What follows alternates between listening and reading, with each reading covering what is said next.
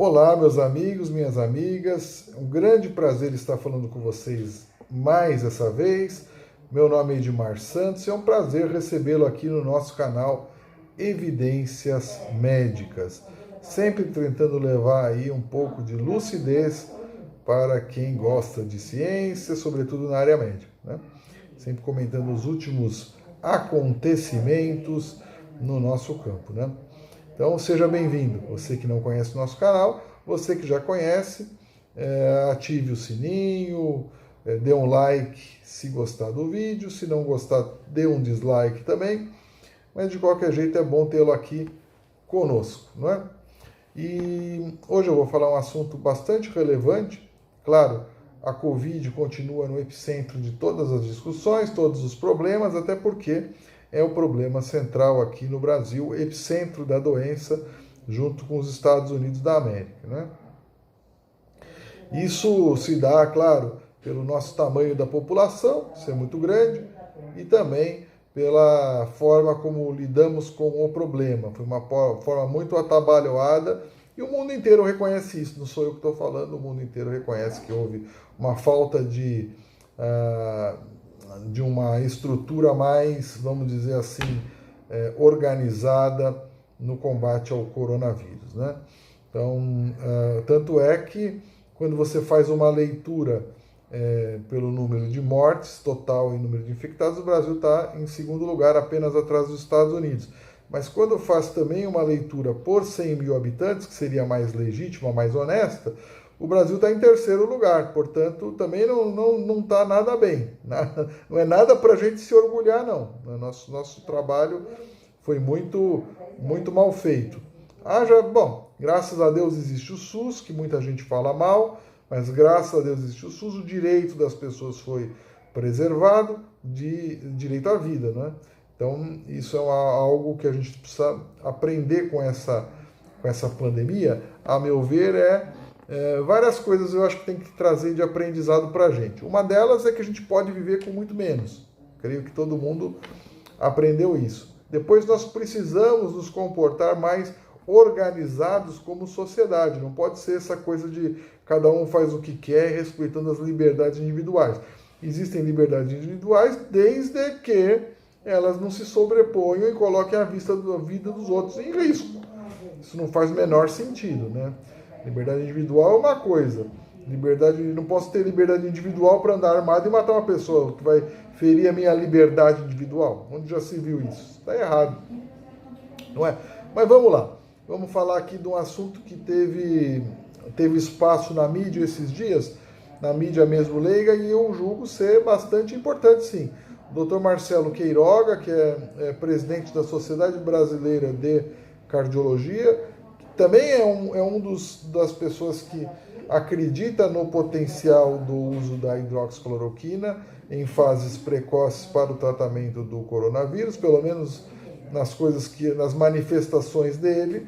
Ele acha que é plausível isso, assim como a maioria como o Dr. Antônio Carlos Lopes, como eu falei, doutora Lucy Kerr, que irá aí fatalmente ser presidente da Sociedade Brasileira de Ultrassom, na qual eu farei parte da chapa dela. Ela me convidou e eu agradeço muito, afinal sou ecocardiografista, para fazer a relação com as outras sociedades médicas.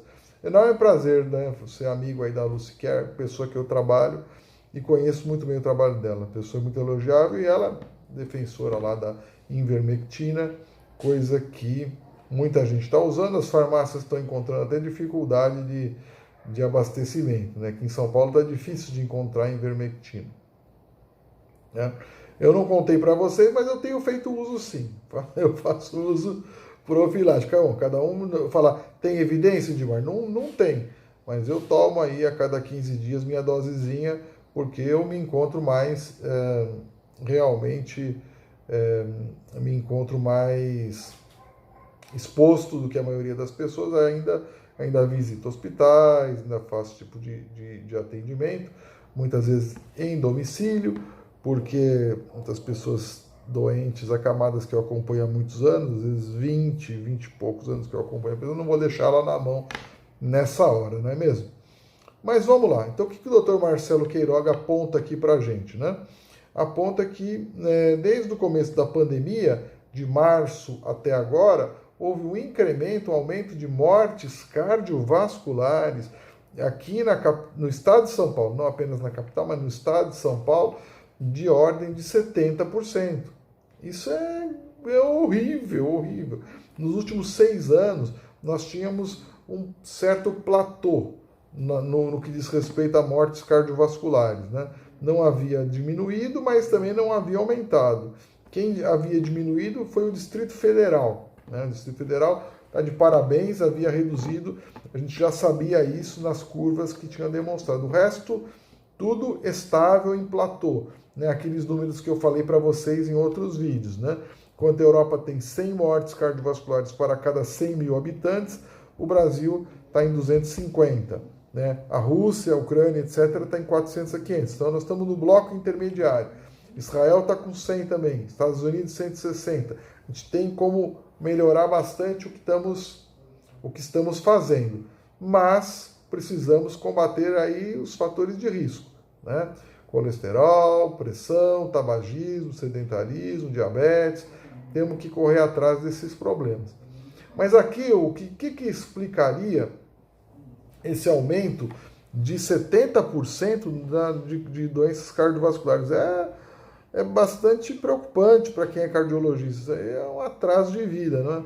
Então, basicamente, o que se explica é o fato que as pessoas estão morrendo em casa, com medo de ir ao hospital procurar ajuda, né? Procurar ajuda, e a gente sabe que duas estratégias são fundamentais no combate à doença cardiovascular. Uma é a prevenção, quer seja primária, quem nunca teve a doença, secundária, quem já teve. Tanto na prevenção primária, esse combate dos fatores de risco aí que eu acabei de falar. Mas tem outras coisas. Por exemplo, o atendimento precoce, rápido, é determinante para a sobrevida dos indivíduos. Né? O atendimento precoce faz toda a diferença saber se o indivíduo vai morrer ou não. E geralmente o melhor tratamento é a angioplastia, ir direto para a sala de hemodinâmica, sala de cateterismo, no qual o indivíduo vai ser submetido então ao tratamento de desobstrução mecânica. Caso isso não seja possível, está no interior, lugar muito distante, etc., tenta-se o trombolítico, né? Tenta-se um remédio que dissolve o coágulo, aí é o trombo, para manutenção da vida, né? Então, o grande problema é essas mortes em casa. Você veja que no HCOR, que é um hospital de excelência aqui em São Paulo, todo mundo se lembra do Dr. Adib Jatene, que foi o grande fundador do hospital, e os seus filhos são os herdeiros e donos, Dr. Fábio, Dr. Marcelo e Dr. Ieda, e toda uma equipe, Dr. Leopoldo Piegas, né, enfim, uma equipe de renome aqui em São Paulo e no Brasil, no que diz respeito à cardiologia. Lá houve uma queda em termos de exames solicitados de 70%, né? Houve 70%. E há uma coincidência de mortes em domicílio em São Paulo. Cresceu bastante, né? Cresceu bastante. Né? No Brasil, houve um incremento de mortes cardiovasculares da natureza, segundo os cartórios, não é nem opinião aí do Dr. Marcelo Queiroga, que é um hemodinamicista renomado, ele é de João Pessoa, mas é de 31%. 31% é o aumento das mortes cardiovasculares no Brasil esse ano, né? Então é algo bastante preocupante, né? Então, qual a recomendação? Na dúvida, vá ao pronto-socorro. Procure seu médico para fazer os seus exames de rotina. As clínicas cardiológicas, os hospitais cardiológicos não estão vivendo o mesmo problema da Covid que os hospitais gerais e etc. Né? Aqui em São Paulo, a gente está com 3,1% no número de pessoas que já têm anticorpos. Na Espanha é 5%, mais ou menos 6%. Então, daqui a pouco a gente chega numa área de equilíbrio. Não é? O interior é onde está o maior problema hoje aqui no Brasil.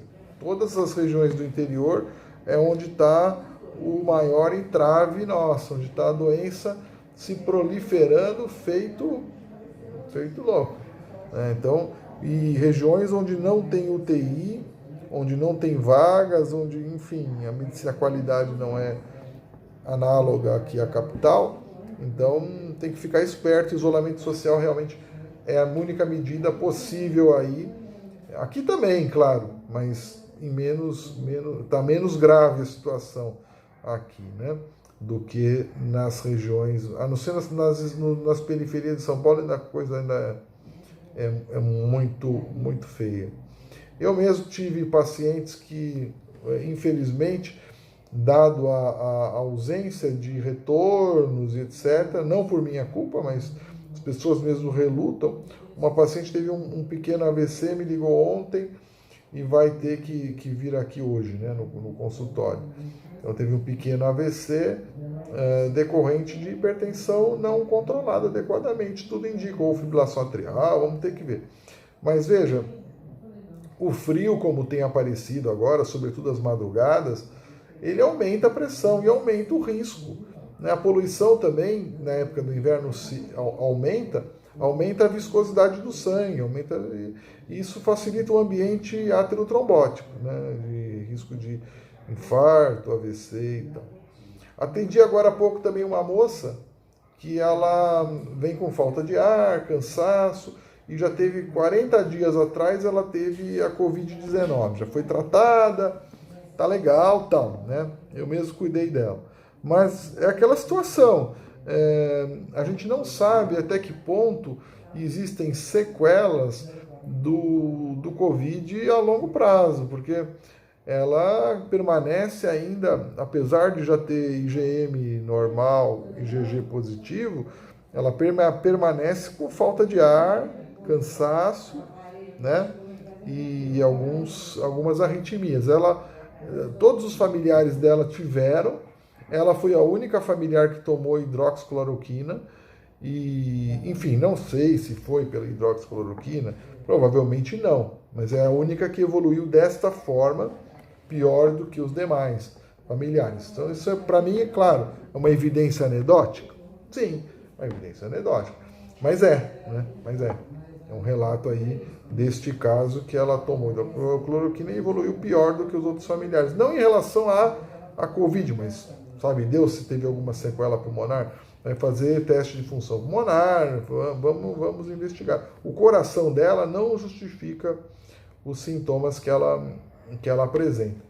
Então, hoje a mensagem que eu me propus a fazer é o seguinte, é que não sabemos qual a repercussão tardia da Covid, se a pessoa cura de vez ou fica com sequelas, nós não sabemos.